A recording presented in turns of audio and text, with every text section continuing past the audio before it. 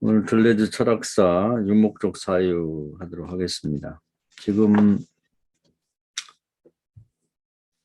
그동안의 그 철학사, 플라톤 중심의 철학사와 좀 다르기 때문에 이제 들레드 철학사는 이제 뭘 얘기하려고 하는지 아는 이제 전체적인 그 개념을 이해하는 게 중요한 것 같아요. 그래서 뭐 부분을 세밀하게 이해하려면 이제 한도 끝도 없고 그러니까 되게 감으로 이게 이런 얘기를 하려고 하는구나. 이제 그걸 알면 좋을 것 같습니다. 그래서 요즘에 이제 다음 주 메타버스라고 하는 책도 읽을 예정인데, 서양 철학하고 서양 신학은 이제 서로 겹쳐 있습니다. 바탕 자체가 기독교 2000년 동안 지배하던 그런 서양이기 때문에, 그래서 뭐 나눌래야 나눌 수가 없는 이제 밀접한 관계가 있기 때문에 결국은 같이 이해를 해야 됩니다. 그래서 지금 이제 성경도 보면은 본래는 이론론적인 세상이었죠. 뭐 예를 들면 하나님 창조를 하시고 에덴 동산에서 대화하고 한 걸 보면 하나님 나라 보이지 않는 영적 세계와 육신의 세계가 나눠지지 않고 하나로 같이 있었던 걸 알 수가 있죠. 그런데 이제 아담이 원죄를 범하면서 이제 하나님 나라와 이제 세상이 차단이 되죠. 정보도 차단이 되고 왕래도 차단이 되는. 그래서 이원론적인 시대가 됐었죠. 그랬는데 이제 그 출애굽기 때부터 이제 무슨 하나님이 그 이스라엘 백성을 이제 선택한 다음에 이제 그 선택한 이스라엘 백성 가운데 임재하셔서 함께 동거하시고 동행하고 동역했다 이렇게 볼 수가 있습니다. 거기서부터 이제 이 경계가 무너졌죠. 영적 세계와 세상의 사이가 경계가 무너졌고 하나님은 그걸 원하셨어요. 그래서 그 너희들 천막 가운데 나의 천막을 하나 만들어 달라. 같이 가고 싶다. 그래서 상주하셨죠. 그런 표시를 이제 불기둥 뭐 이런 것들이 이제 세워지기도 하고 그랬는데 카톡에 와서 잠깐 좀 그 하지 말라고 해야 되겠습니다. 경계가 무너졌는데 예수님 때는 이제 원죄가 용서되면서 이제 이 상하의 그 경계가 무너졌죠. 그런 다음에 또 예수님이 내가 세상 끝날까지 너희와 함께 한다고 말씀하셨기 때문에 이제 우리가 뭐 스피노자 때도 보고 그랬습니다만 이제 보이지 않는 형태로 계실 뿐이지 우리가 함께 계신 거죠. 뭐 예수님께서 함께 계신다고 말하고서 함께 안 계시고 그런 일은 없잖아요. 그리고 이제 요한복음 14장에 이제 성령이 이제 이 땅에 오셔갖고 우리 함께 계시기 때문에 하늘과 땅 사이에 모든 경계가 무너졌다. 아마 예수께서 그 요한복음 19장 30절에 다 이루었다는 내용 중에는 그런 게 다 포함되어 있을 거예요. 그래서 하늘과 땅 사이에 모든 경계, 보이지 않는 세계와 보이는 세계, 영적 세계와 육신의 세계의 경계가 다 무너졌다. 그래서 이제 하나로 있는 거죠, 현재.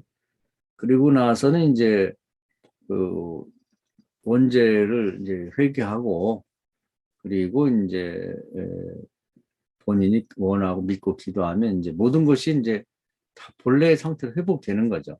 여기에 이제 우리 믿음과 행위가 포함되는 거죠. 그래서 뭐 사례가 이제 성공 사례가 이제 사도행전 1장과 2장에 3장에 걸쳐 보면 성령이 임하면서 그건 각자가 원해야 되는 거죠. 예수님 모범을 보인 것처럼. 그러면 이제 그 시몬 어부가 그 유대인의 사도가 되고 그리고 그 마가 요한의 다락방이 이제 거룩한 어떤 개척교회가 되고 거룩한 가정으로 변화되는 거죠. 또 예수를 죽였던 그 예루살렘이 예수를 믿는 거룩한 성시로 바뀌고 또 3장에 가보면 완전뱅이로 태어났던 사람이 이제 거듭나면서 본래의 건강한 사람으로 회복되고 이제 이런 것들이 가능하게 된 거죠. 근데 이제 이게 다 돼 있어요. 저주가 풀리면서. 근데 이제 거기에는 본인의 믿음과 이제 돕는 자가 필요한 거죠. 믿고 도와주는 자가 품고 기도하면서. 그래서 로마서 8장에 보면 놀라운 얘기를 하는데 피조물들이 다 원하고 있는 거예요. 하나님 아들 예수께서 했던 것처럼 예수님 내가 하던 일을 너희가 하라고 부탁했는데 하나님 아들들이 와서 자기들 저주를 좀 이미 풀린 저주를 풀어주기를 원한다. 그렇게 돼 있습니다. 그래서 보이는 세계, 보이지 않는 세계, 뭐 메타버스에서는 가상의 세계라고 하는데 그게 다 이제 무너졌단 말이에요. 그러니까 플라톤 철학에서도 플라톤 이원론이 다 무너진 거죠. 성경에서 이미 다 무너진 거고. 결정적으로는 이제 요한계시록에 가보면 인간을 대표해서 사도 요한을 데리고 올라가서 하나님 나라의 모든 정보를 공개한다. 창조할 때 계획했던 것과 그동안 되었던 일과 현재 되고 있는 일과 미래에 어떻게 될 것까지 다 공개를 해버렸단 말이야. 그러니까 하나님 나라와 우리 사이에 영적 세계, 육신 사이, 육신적인 세계 사이에 뭔가 경계도 없어지고 뭐 숨겨진 게 아무것도 없는 게 다 계시가 됐다. 공개가 됐단 말이죠. 그리고 세상은 이미 그런 식으로 가고 있단 말이에요. 그래서 뭐 모든 생활이 보면은 뭐 지금 우리도 이제 이 줌이라는 걸 통해서 가상의 세계에서 만나잖아요. 실제 만나는 게 아니라 오프라인이 아니잖아. 전혀 어색하잖아요. 요즘엔 조금 뭐 아이들이 학교로 들어가서 뭐 시끌시끌 하던데 그동안에 한 2년, 3년에 걸쳐서 이 우리가 쓰는 이 줌을 통해서 다 가상에서 공부했잖아요. 아무 문제가 없어요. 그 외에도 가상 예배를 드려봤고 지금도 드리고 있고 일부. 우리가 가장 많이 하는 게 자본주의에서 상거래인데 상거래가 다 온라인에서 다 되잖아요. 거기 가상의 세계에 상품을 올려놓고 거기서 구매하고 돈도 가상의 세계에 왔다 갔다 하고 오프라인에서 하는 거는 겨우 택배 보내고 받는 거 그거밖에는 없어요. 그러면 가장 중요한 교육이 이런 형태로 되고 자본주의에서 시장이 가상의 세계에서 활성화되고 있고 예배조차 일부 가상에서 드리고 헌금도 직접 원래 바쳐야지. 근데 온라인으로 보내잖아. 이게 옛날식으로 말하면 정성이 없잖아요. 말이 되는 얘기예요. 자기가 심리가 됐든 백년이가 됐든 나와서 자기 손을 바쳐야지 이게 말이 되냐고. 이렇게 변했단 말이에요. 이런 시대에 기독교가 과연 어떻게 할 것인가. 그걸 생각해 봐야죠.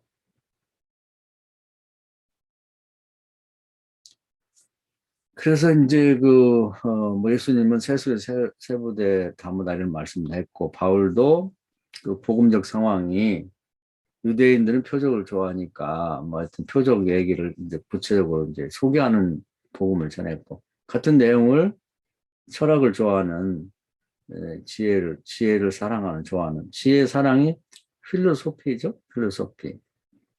필리아가 사랑이고 소피아가 지혜니까 그런 사람들에게는 어떤 방식으로 재해석해서 전할까? 그것이 로마서부터 시작한 철학적인 바울의 서신이죠. 그럼 우리 동양 시대에 이제 모든 게 동양 중심이 됐고 그 중심에 한국이 있단 말이에요. 그동안의 제국은 총칼을 들고 사람들을 강압적으로 제국을 형성했는데 지금은 문화 제국을 우리나라가 형성하고 있단 말이에요. 그럼 뭐 전 세계가 차타고 공인하는 사실인데 이런 시대에 한국인이나 동양인 또 하나님은 무엇을 원할까? 그것은 지금 우리가 공부하고 있는 이런 것을 원하는 거예요. 이 메타버스 시대에 적합한 복음을 어떻게 전할 것인가. 예수님이 세수들 세부대에 담으라는 말씀에 이제 바울이 순종해서 그렇게 성경을 재해석 재구성해 전했는데 또 바르스 보면 신문과 성경을 같이 읽으라 했더니 신문이 뭐예요? 복음적 상황이죠. 그리고 텔리는 복음과 상황은 상관관계에 있으니까 상황에 맞는 복음을 재해석해서 세수를 세부대 담듯이 전해야 된다. 이게 같은 맥락이거든요. 그게 철학하는 이유가 쓸데없이 시간 낭비하려고 하는 게 아니라 이 메타버스 시대에 이 시대가 상황이 어떻게 돌아가는 건지 철학적으로 또 시대 상황 자체가 그걸 이해하고 거기에 맞는 복음을 재해석 재구성해서 전해야 된다 이 말이죠. 세수를 세부대 담아야 된다. 그 누가 하겠는가? 우리처럼 끊임없이 시대 상황을 주시하고 그 시대를 이해하고 거기에 어떻게든지 복음을 맞춰 전해보려고 노력하는 사람을 통해서 되는 거라 그 말이죠. 그래서 철학이 반드시 필요한 거예요. 그동안의 철학은 플라톤 철학을 했는데 그건 이제 과거를 이야기해서 반드시 겪어야 되고 그걸 이해하는데 새로운 철학도 이해할 수가 있는 거예요. 이원론 철학에서 이론론 철학으로 바뀌었단 말이에요. 바뀐 게 사실은 본래로 돌아간 거죠.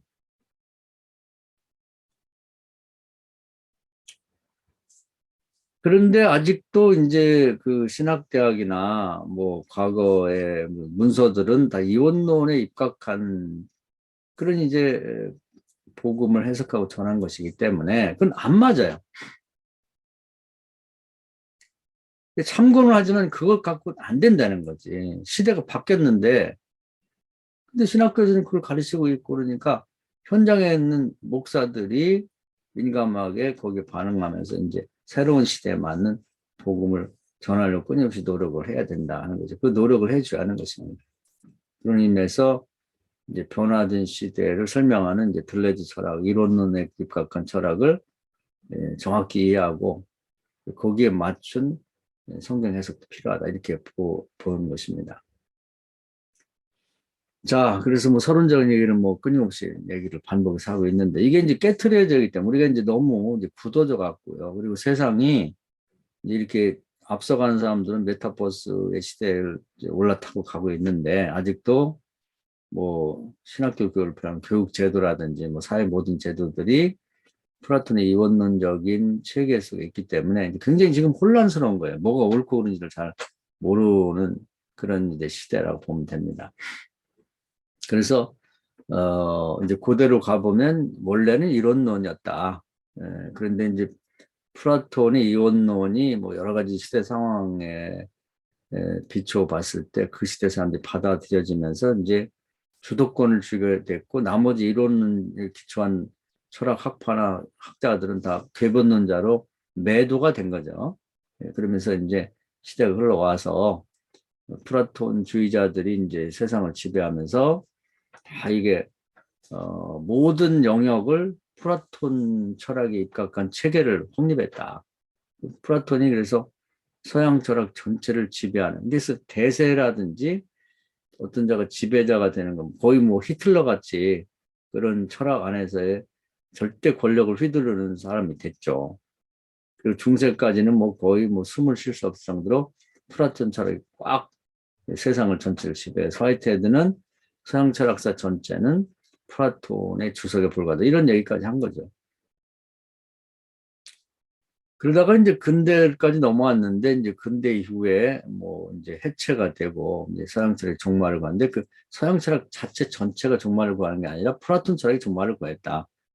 그러면 새로운 시대가 열렸는데 이제 이게 뭐지 하고 이제 다시 거꾸로 되돌아가 보니까 아테네에서는 이론론이 원래 기본이었다. 거기서부터 다시 추적해서 이제 현재까지를 해석해 나오는 거죠.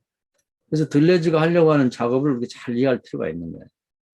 그래서 그 참고가 될 만한 사람들 시대마다 고대에도 없고 중세는 없었고 근대는 스피노자가 있었고 그래서 이제 그 플라톤 철학자들은 이제 플라톤식으로 이제 뭐 이 스피노자도 해석을 하고 그다음에 뭐 숀미라든지 뭐 로스라든지 뭐 이런 사람들 또 해석을 쭉 하지만 그건 그 사람들이 자유고 이제 들레즈가 볼 때는 같은 칸트라도 이런 이론론적으로 이제 봐야 될 부분이 있다고 하는 걸 이제 얘기하면서 이리관지하는 거죠. 이리관지.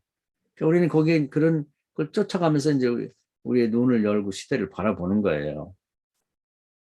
그러니까 오늘은 이제 어제 지난번 그 전주까지 이제 니체가 가장 중요하기 때문에 이론론을 뭐 입각하는 철학의 어떤 기본을 완전히 다져놓은 사람이 니체이기 때문에 니체를 이제 세 과에 걸쳐 다루는 거죠.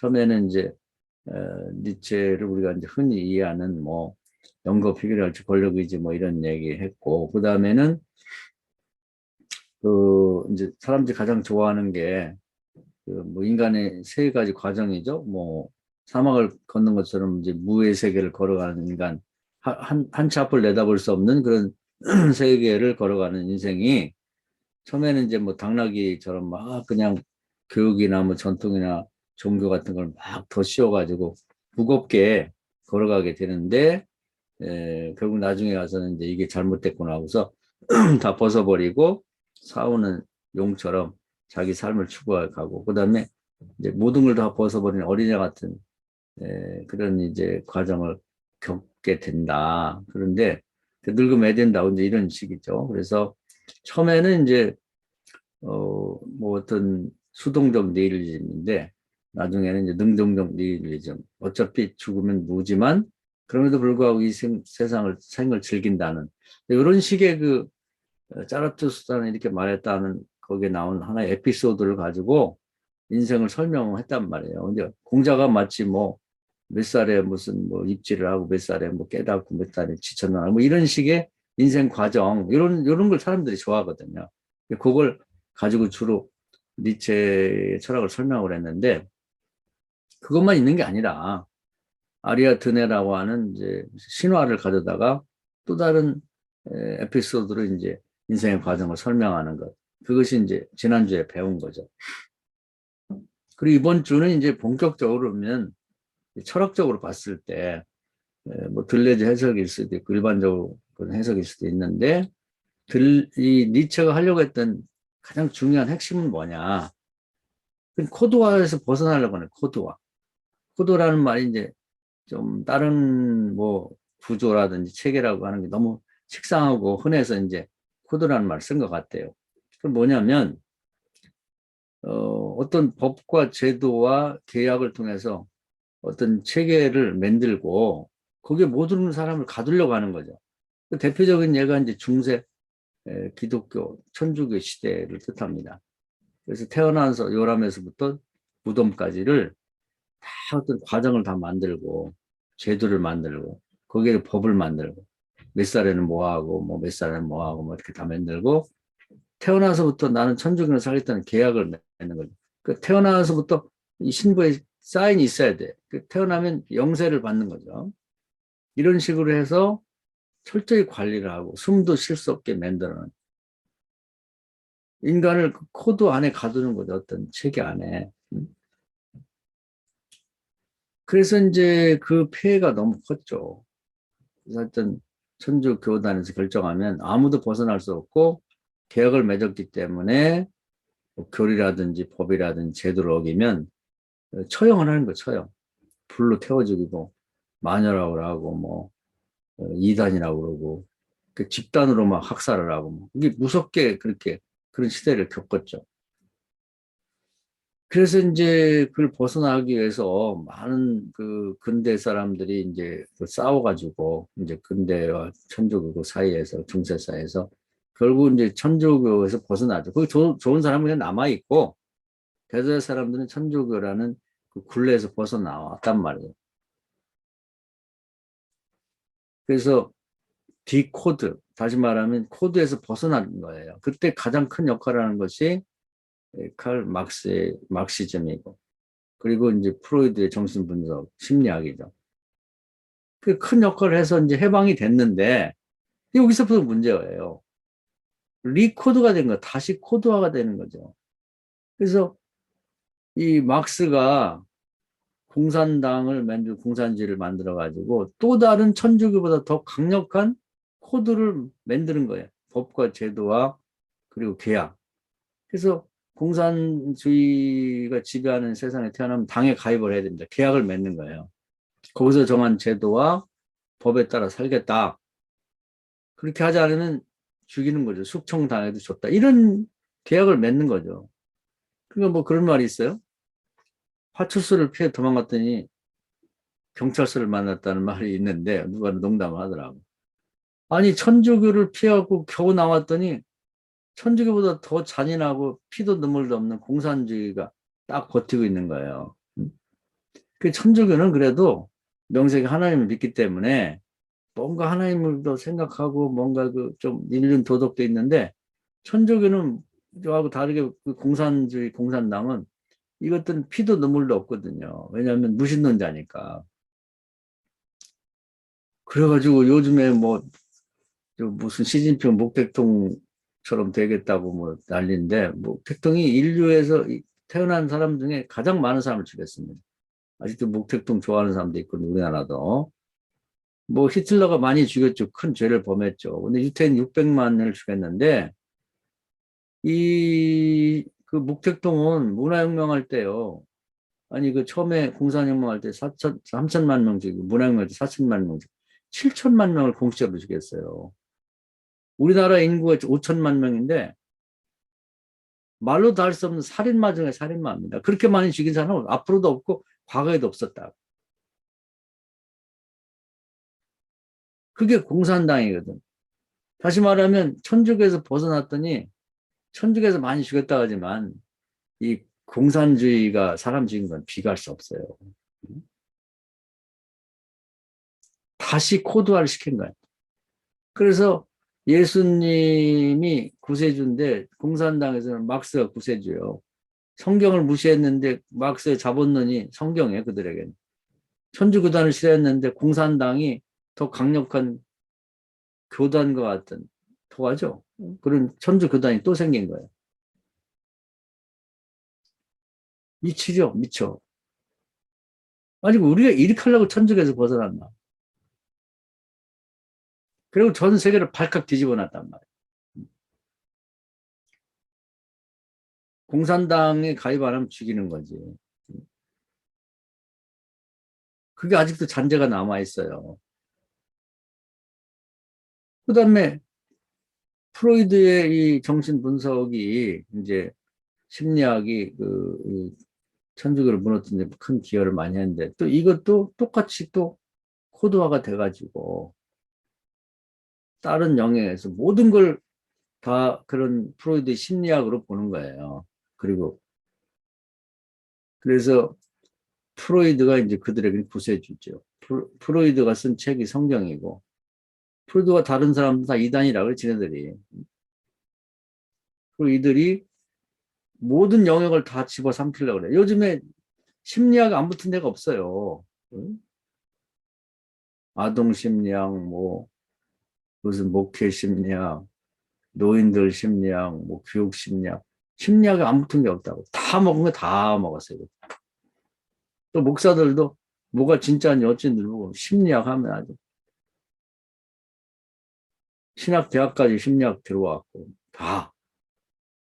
그리고 이 사람들이 권위를 인정받고, 이제 결국은 그런 나름대로의 코드화된 세계를 만들어서 거기서 이제 그 이론에 어긋나는 사람들은 이제 다양한 정신병을 만드는 거예요. 뭐 옛날에 광인 하면 끝이었는데 그 광인에 대해서 우리가 뭐 푸코 때도 보고 그랬습니다. 같이 사는 사람들을 생각했는데 하여튼 뭐 지네들이 뭔가 병도 별병들 이름을 많이 만들었어요. 뭐 조울증, 우울증, 무슨 병, 히스테리 뭐 별걸 다 만들어 가지고 이제 그들이 진단을 내리면은 그 이제 다 저 병원에 가둡니다. 정신병원에. 한번 들어가면 나올 수가 없어요.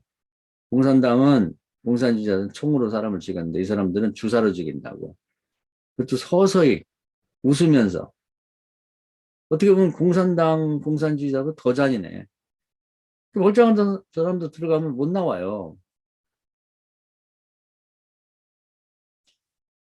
심리학이라는 그런 어떤 체계를 가지고 사람을 다 이렇게 리코드화 해가지고 그래서 그 정신병과 관련된 의사나 뭐 교수나 또 학자들이 이 사람에 대해서 뭐다 이렇게 진단을 내려버리면 그 확정 판결이 돼요. 판사도 뭐라고 못합니다.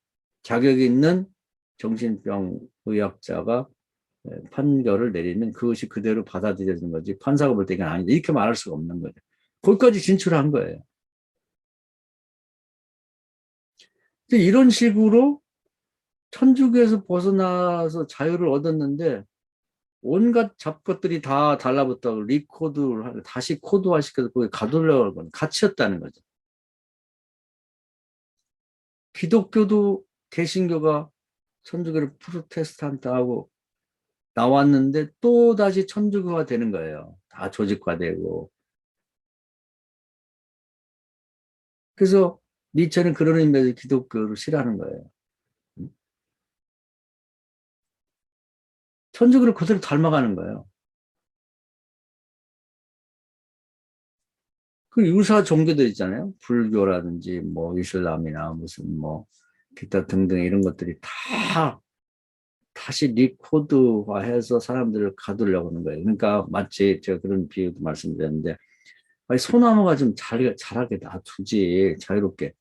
그냥 층덩굴이다 무슨 달의 덩굴이다 뭐 층층 도매가지고 그냥 다 그냥 못 살게 만드는 거예요. 크지도 못하게 하고 옆으로 자라지도 살도 못 찌게.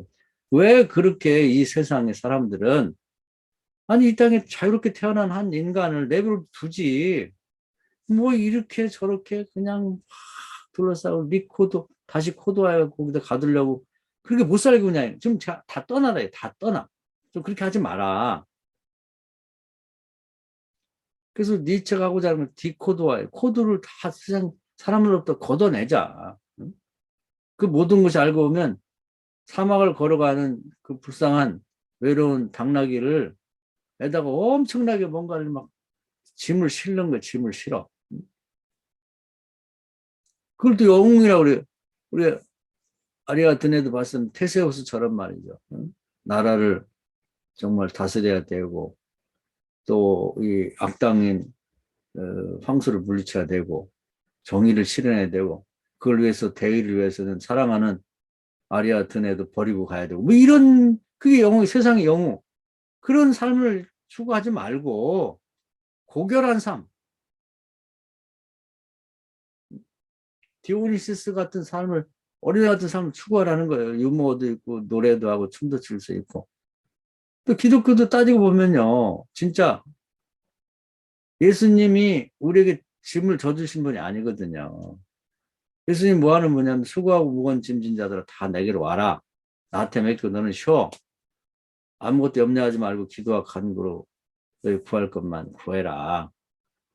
너희는 힘으로 능으로 안 돼. 할 수 있는 정도 하고 나머지는 하나님 신이 도와줄게. 구해서 하니까. 그러니까 어떤 면에서 이 니체가 얘기하는 얘기를 잘 생각 들어보면요. 그게 틀린 말이 아니란 말이죠. 그래서 교육을 많이 받는다든지 열심히 신앙생활하는 사람이 자유로운 게 아니라 온갖 것, 교회에서도 뭐 좀 교인이 좀 착실하고 신앙생활 잘한다 뭐 별걸 다 지켜. 뭐 회장에다 뭐 장로에다 뭐 지방에 가면 또 뭐 회장에다가 또 뭐 선교회장에다 뭐에다 살 수가 없어. 층덩굴을 징징 통해놓고 또 거기다 달의 덩굴 들여놓고 거기다가 또 그네를 메고 거기다가 무슨 빨랫줄을 메고 살 수가 없는 그게 과연 진정으로 신이 원하고 사람들이 바람직하게 사는 그런 거냐는 거죠. 그래서 니체가 답답해하고 괴로워한 것은 그런 것입니다. 그런 거. 그래서 신을 죽여야 된다는 얘기는 신이 뭐 죽인다고 뭐 죽어요. 근데 그런 이 다시 한번 리코드화하는 모든 종류의 신적인 것을 다 없애야 된다 그 말이죠. 근데 이걸 그런 식으로 한번 어, 니체 등 입장에서 생각해 보면 숨이 맺게 살 수가 없는 거예요. 한 번 사는 인생인데 좀 자유롭게 살고 싶은데 그래서 뭐 지나가는 말을 붙잡고 울었다는 거 아니에요. 마차를 끌고 무거운 사람을 태우고 물건을 싣고 가는데 말 안 듣는다고 막 그 채찍으로 패는 걸 보고 붙잡고 울었다는 거예요. 네 신세나 내 신세나 똑같고 인간의 신세나 너나 똑같다. 아니 저 야생마로 저렇게 자유롭게 광야에서 뛰어다니며 살아야 되고 말을 잡아다 길들이고 입에다 재갈을 물리고 거기다 멍에를 씌우고 물건까지 싣고 사람도 타고 다니면 그만하면 됐지 또 뭘 얼마나 잘못됐길래 두드려 패냐 이 말이에요.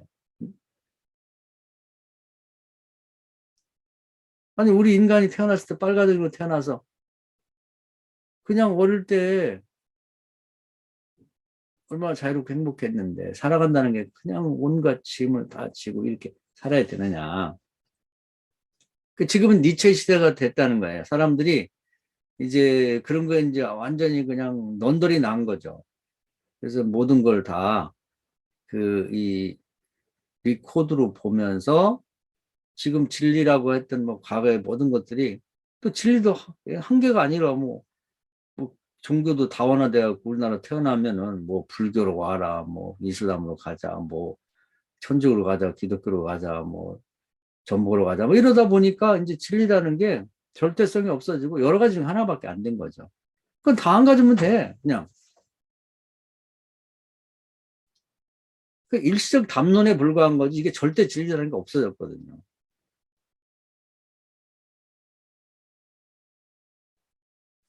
그러다 보니까 현재의 진리라고 하는 건 모든 사람들이 죽는다는 사실 하나, 그것만이 진리로 보는 거예요.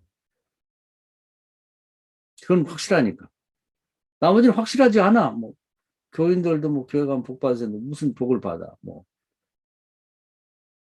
이런 식으로 이제 다 돼버려 가지고 진리가 상대가 돼버렸다. 이런 시대가 된 것입니다. 현재는 모든 사람이 이 새로운 영토, 탈코드와 탈영토화된 상태에서 그냥 광야에 혼자 버려진 것 같은 그런 어떻게 보면 외롭고 고독하지만 자유로운 상태의 인간으로 점점 더 바뀌어지고 있다 이렇게 보는 것입니다.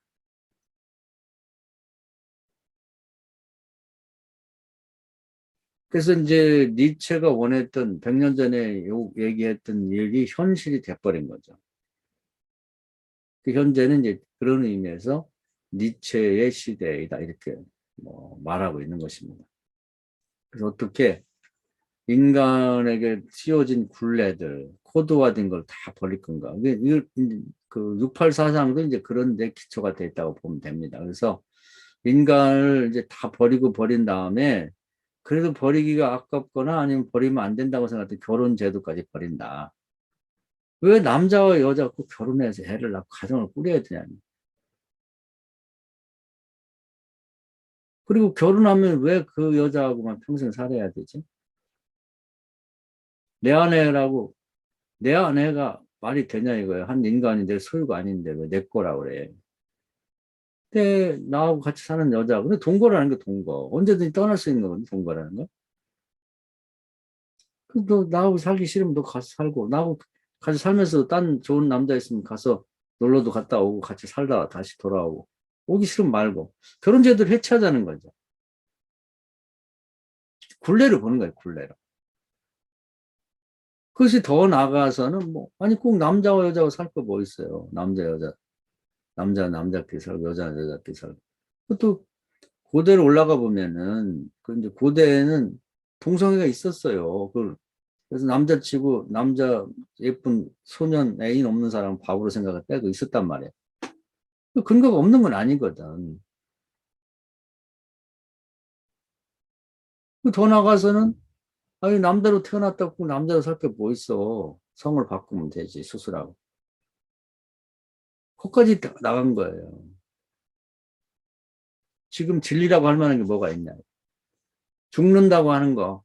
그건 바꿀 수도 없고 부정할 수도 없는 사실이 왜 없는 시대가 됐다는 거죠. 그래서 세상은 보면 리코드 하려고 하는 세력과 디코드 하려고 하는 세력과의 싸움이라고 보면 돼요. 현재는. 그래서 기독교는 뭐 우리들 자신은 뭐 대단한 뭐라고 생각하지만 안 믿는 사람들 입장에서는 자기들을 붙잡아다가 멍에를 쓰고 리코드 하려고 하는 세력 중에 하나일 뿐인 거지. 그리고 잘 생각해 보면 교회에 등록하는 순간부터 이건 뭔가 그 멍해가 씌워지면서 말이죠. 그 하지 말아야 될 걸 해야 될 것들이 막 그렇게 되면서 귀찮아, 힘들어. 지금은 그런 것도 없어졌지만 뭐 가자마자 우리 교회는 그냥 등록할 수 없습니다. 12주는 열심히 나와야 돼.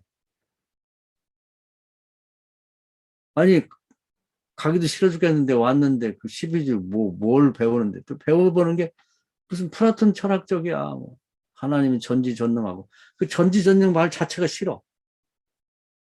학교 다닐 때도 그냥 그런 거 그냥 뭐 외우고 하는 게 싫었는데 그걸 설명하고 뭐 그림을 그려가면서 뭐 어쩌고 머릿속에 들어오질 않아요.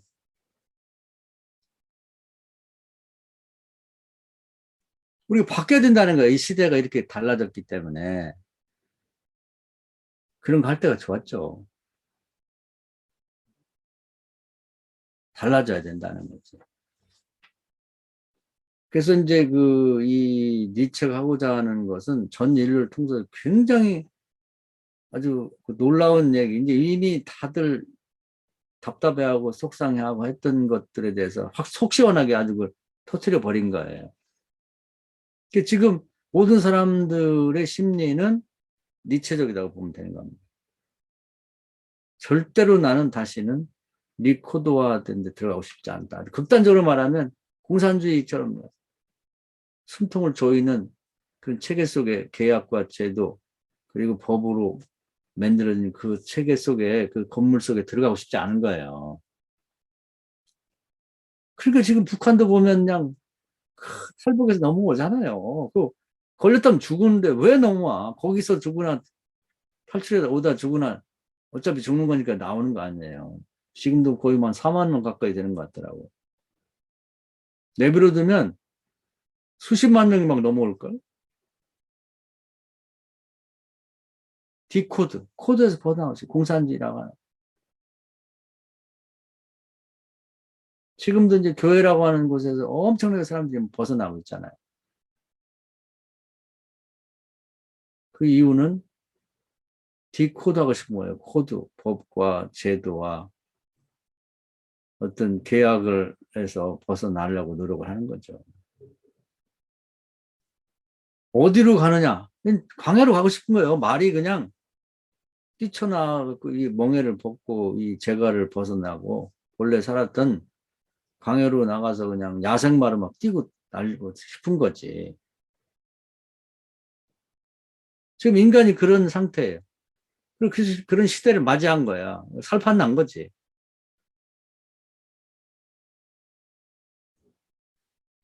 그것이 이제 니체가 우리 인류에게 준 선물이자 가장 강력하게 사람들로부터 니체 하는 이유가 거기 있는 거예요. 우리도 이제 거기에 속해 있습니다. 이제 목사들도 요즘 보면 뭐 무슨 얘기하면 은퇴하고 말해야지. 그 뭐해? 감리교는 굴레를 벗어나고 싶은 거야 그냥. 그래서 지금 먹고 살 것만 있으면 지금이라 은퇴하고 싶어. 그게 뭔 얘기예요?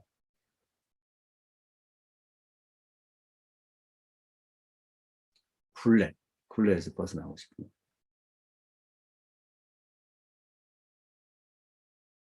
그건 목사로서 뭐 지냈다고 해서 뭐 하나님 나라 가서 뭐 잘했다 칭찬받을 것도 없고 그 뭐 구원의 1순위가 되는 것도 아니고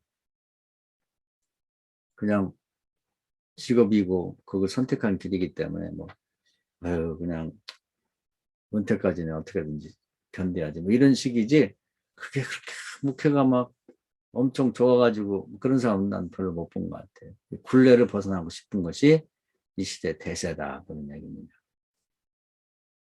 니체가 그것을 이론적으로 설명하고 또 이해 가능하게 만들고 새로운 영토, 신체, 몸 이런 걸 만들었다는 거예요. 그건 뭐냐면 그걸 설명하기도 하고 이런 굴레가 아무것도 없는 세상에서 그런 상태에서 사는 게 아무 문제가 없잖아요. 거기서 자기 살고 싶은 데 사는 거야. 뭐 남자끼리 결혼을 하든 여자끼리 결혼을 하든 결혼했다 이혼을 하든 다 그런 것이니 그런 게 그러니까 이제 기독교인들이나 이제 윤리도덕적인 그런 어떤 칸트적인 정한 명령을 갖고 사는 사람들이 보통 큰일 난 것 같지. 이 세상이 이렇게 하면 뭐 어떻게 될 건가.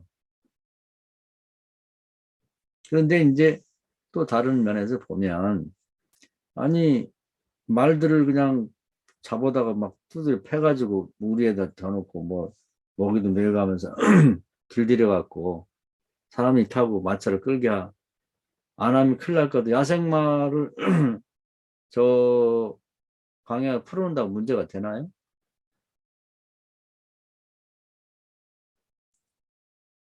애들도 그런 것 같아요. 뭐 저도 손자가 있습니다만 어릴 때부터 지금은 2살, 3살부터 어린이집을 보내거든요.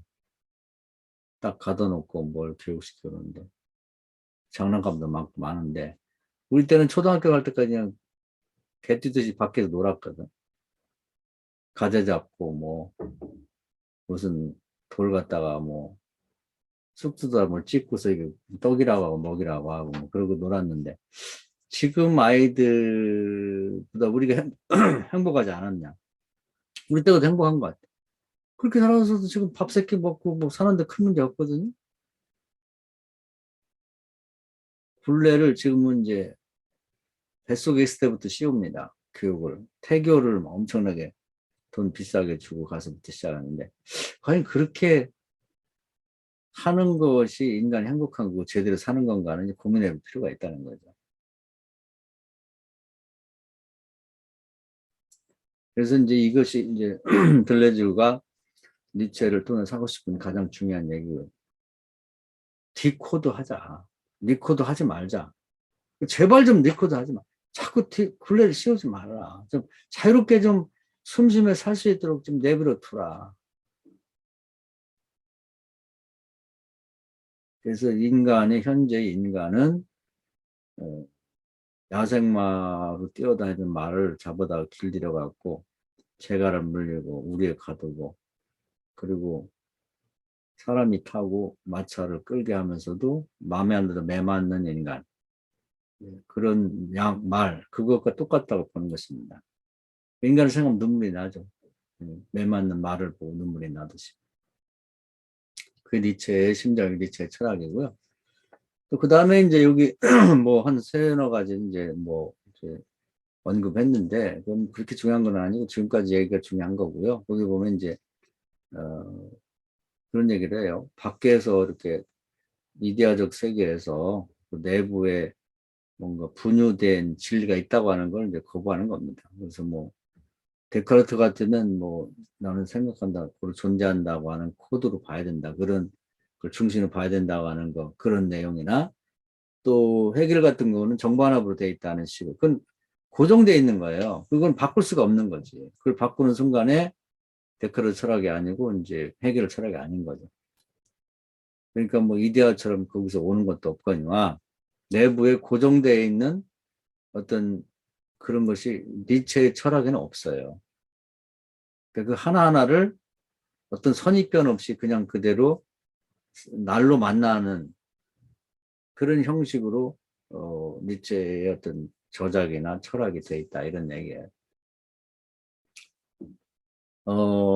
그 다음에 이제 뭐 강도라는 얘기가 나오는데 강도라는 말이 이제 그 약간 이해하기는 좀 어려운데 이제 어떤 사건이나 어떤 일들이 이렇게도 될 수 있고 저렇게도 될 수 있다가 여기 하나로 딱 고정이 돼서 하나의 형태를 갖게 됩니다. 그걸 강도라고 그래요. 뭐 예를 들면은 나중에 이제 뭐 푸코나 이런 사람 공부할 때 이제 나오겠습니다만은 뭐 남자 그 아기가 태중에 자랄 때 처음에 남녀 구분이 없다고 그래요. 그러다가 쭉 자라다가 어느 순간인가 남자다 여자가 이렇게 딱 고정이 된다는 거예요. 어떤 힘에 의해서 그걸 강도라고 그래요. 그러니까 모든 사건이나 사고나 무슨 이 철학이 되는 것들이 하나의 그런 어떤 강도에서 주어진 단 하나의 것으로 봐야 된다 이런 얘기입니다. 그러니까 흉을 볼 때도 어떤 하나의 사건 그것이 그 경험을 그 자체로 봐야지 거기서 뭐 인접성, 뭐 인과성, 유사성 같은 거 골라가지고 뭐 거기에서 뭘 뽑아가지고 그 이론적인 걸 만들고 진리화하고 그런 식으로 보지 말라. 그 하나하나를 그 자체로 봐야 된다. 뭐 드라마 얘기도 나오는데 나중에 이제 푸코를 미리 앞당겨 얘기하는 거죠. 이제 드라마라는 것이 시나리오가 이미 정해져 있으면 그게 이제 뭐 여러 배우 중에 선택할 수가 있고 또 뭐 장면도 이렇게도 저렇게도 하고 그러면서 연습을 쭉 하다가 주사위 던지라 그래요. 그래가지고 결과적으로 이제 여러 뭐 시행착오를 거치고 연습을 통해서 최종적으로 됐다. 오케이. 그래서 무대에 올리는 거예요. 그 자체로 완성된 것처럼 모든 경험이라는 것들을 그렇게 봐야 된다. 그런 얘기입니다. 그리고 이것은 얼마든지 보는 사람에 따라 재해석이 될 수 있고, 어린아이처럼, 에, 어린아이가 뭐 같은 놀이를 해도 뭐 날마다 재밌는 것처럼. 그래서 세상이라는 건 알고 보면 굉장히 해학적이고 유머 있고 재밌는 세상이다. 어린아이 세상이다. 그런 식으로 봐야 된다는 얘기를 하고, 맨 마지막 유목적 사고인데, 그것도 마찬가지예요. 유목이라는 것은 중앙 집권적인 그 어떤 포도화된 사회가 있는데, 그건 이제 도시에 집중되어 있고, 이제 유목은 도시에 벗어난 광야에 있는데, 그 관료 중심 포도화된 사회에서는 자꾸 유목민을 끌어들이려고 그러죠. 그래서 그렇게 돌아다니지 말고 뭐 털을 마련하고 집 지을 테니 거기서 머물러 있어라. 뭐 이런 식의 이제 어떻게든지 코드를 씌우려고 하는 그런 건데, 유목민들은 이제 거기를 절대로 그렇게 하지 않죠. 따로 자기들이 왔다 갔다 필요할 때, 뭐 겨울에 다르고 뭐 여름에 다르고 풀 따라서 자유롭게 다니는 삶. 요즘에 시대의 사람의 삶이 그런 거라는. 직장도 뭐 한 만용기론상 1년에 이제 평생 또 10번 넘긴다는 거 아닙니까? 평생 직장이라는 게 이제 일본에 시작됐는데, 그런 개념 자체는 없어졌다는 거죠. 결혼도 뭐 꼭 한 번 해야 되는 게 아니라 흉이 아니죠. 트럼프도 지난번 6번인가 뭐 했다는데, 그렇다고 해서 그걸 뭐 이상하게 뭐 나쁘다고 말하고 뭐 그런 사람 대통령 못 된다 그런 거 없거든요. 유목적인 사유. 그럼 외부의 적들이 또 와서 지배하려고 하는데 거기에 저항하는. 그래서 내부의 적이 관료화된 그런 이제 중앙정부에서 유목하는 사람들을 끌어들이려고 그러고, 또 외부의 적이 와서 이 사람들을 잡아가려고 그러는데, 그들과 마치 사막에 싸우는 용처럼 아주 용감하게 싸우면서 자유로운 삶을 지켜나가라. 그런 사유를 해라. 이제 그런 뜻입니다.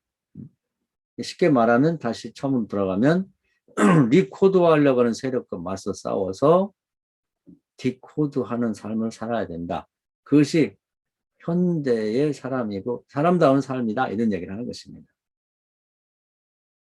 그래서 니체가 그런 삶을 지지하고 살 수 있는 영토, 신체, 그런 철학, 그런 것들은 이제 바탕을 마련해 줬다는 거죠.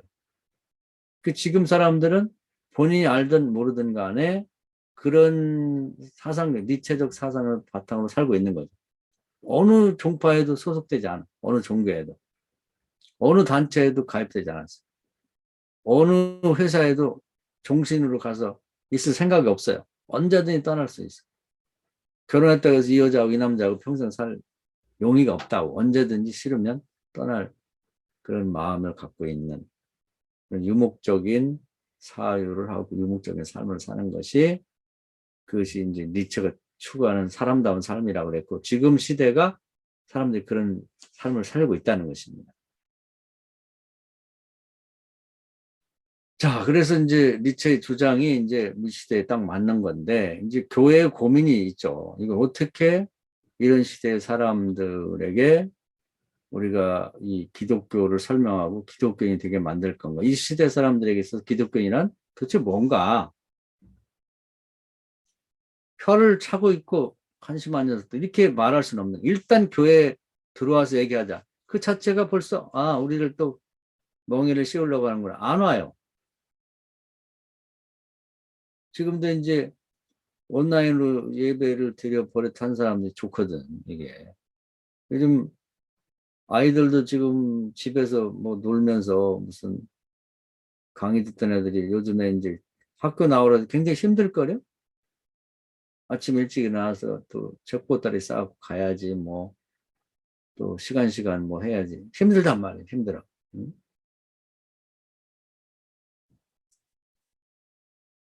어떻게 다시 이 교회 밖에 자유로운 신앙생활, 무슨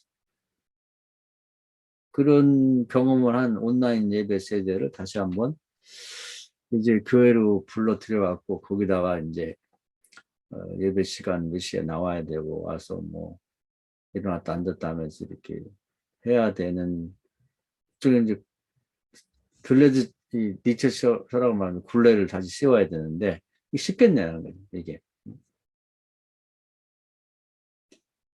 세상에서는 그게 이제 보상이 확실해요. 뭐냐면 학교는 그래도 뭐 정해진 규율에 의해서 코드화되어 있지만 거기 계약과 제도와 법에 따라서 다니고 나면 졸업장을 주고, 그것을 기반으로 해서 취직도 될 수 있고, 뭐, 돈벌이도 되는데, 교회라는 건 그게 불분명해. 그게 불분명하고, 코드와, 리코드화만 시키지, 그동안에는 뭐, 교회 다니면서 이제 뭐, 많은 사례가 있었어요. 병도 낫고, 뭐, 물질축복도 받고, 뭐, 어떻게, 자식도 잘 되고, 뭐, 이런 사례가 많고, 교회 자체도, 그리고 부흥되고, 뭐가 잘 되고, 뭐, 이런 게 있었는데, 지금 그런 사례가 없어졌으니까, 사탕이 없는 거, 사탕이.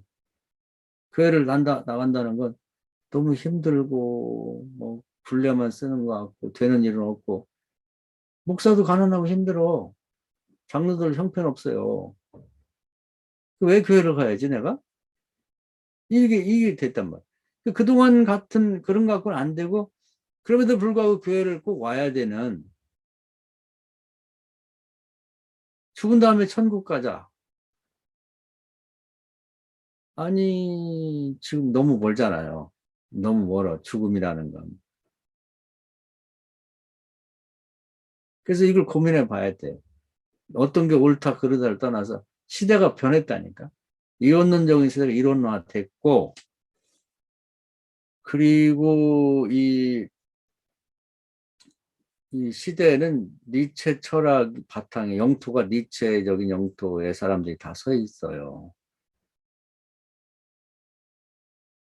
그리고 영적 세계의 세상, 이 육신의 세계는 이제 다 경계가 무너진 상태란 말이에요. 이게 현실에 이걸 직시해야 된다.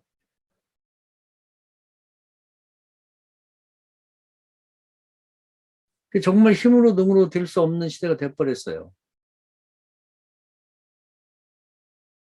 그래서 우리가 그냥 뭐 어, 잘 먹고 잘 자고 그런 기본적인 생활은 다 이미 어, 이루어졌단 말이에요. 특히 다른 나라는 뭐 아니지만 우리나라 같은 경우는 세계 뭐 어, 7위, 5위, 뭐 10위 부자 나라가 됐으니까 그거 가지고 뭐 북한도 뭐 아직도 뭐 이 밥에 고깃국 준다고 하는 것 같고 그게 일종의 복음처럼 얘기가 되고 근데 그건 이제 안 먹히죠.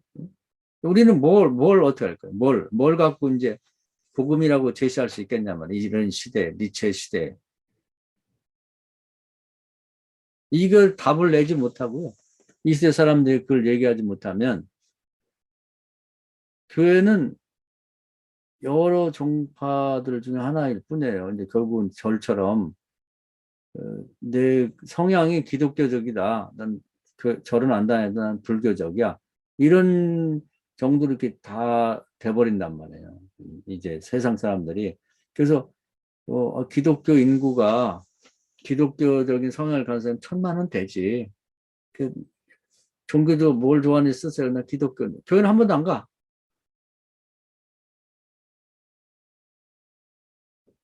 그리고 실제 교회를 주일날 가는 사람이 교인인데 교인이 또 신자죠. 근데 과거에는 일치가 돼야 되는데 나는 신자지만 교인은 아니다. 이런 식이 돼버린다.